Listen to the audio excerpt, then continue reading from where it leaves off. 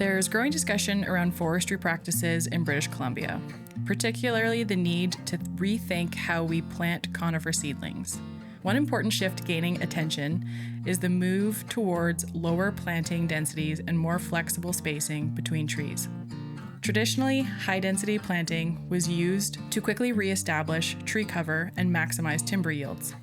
But research shows that tree canopy structure and cover influences understory and plant diversity, composition, and environmental conditions. By adjusting how densely we plant trees, we may be able to promote greater plant diversity, improve wildlife habitat, and support more resilient forest ecosystems. My name is Shayna Mason, and I'm a planning and silviculture supervisor with Chucho Forestry. We are in the Mackenzie timber supply area exploring alternatives to conventional planting strategies by establishing a large-scale field trial, shifting the objectives of reforestation from increased timber yields to a broader range of forest management objectives. Our study area is located in the Engelmann spruce subalpine fir moist, very cold subzone, where the standard stocking target is 1,200 well-spaced stems per hectare. With this trial, we're exploring whether planting at lower densities could offer ecological benefits. If so, we want to understand how stocking standards might be adapted to guide planting in a way that supports more holistic ecosystem-based outcomes. This study includes 6 treatments applied across 3 harvested blocks using spruce and lodgepole pine. We're working with Apex Reforestation to carry out these trials on the ground. The first treatment is reduced density planting of 600 stems per hectare with trees evenly spaced about 4.4 meters apart. Planters ensure consistent spacing across the site to maintain this uniform distribution. The second treatment also uses 600 stems per hectare, but the trees are planted in tight clusters with a minimum spacing of 1 meter within the cluster. Large gaps are left between clusters. For planters, this means planting groups of trees anchored around existing features such as stumps or coarse woody debris, while leaving broad openings around them.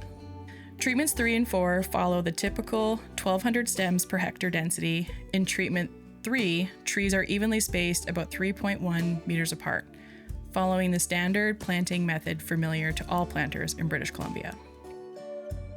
In treatment 4, trees are again planted in tight clusters with a minimum spacing of 1 meter within clusters and up to 7 meters between clusters.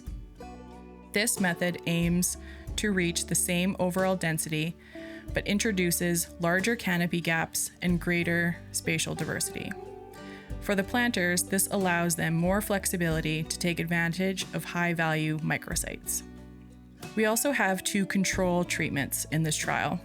One treatment with no planting of tree seedlings, and the other treatment being a non-harvested natural forest.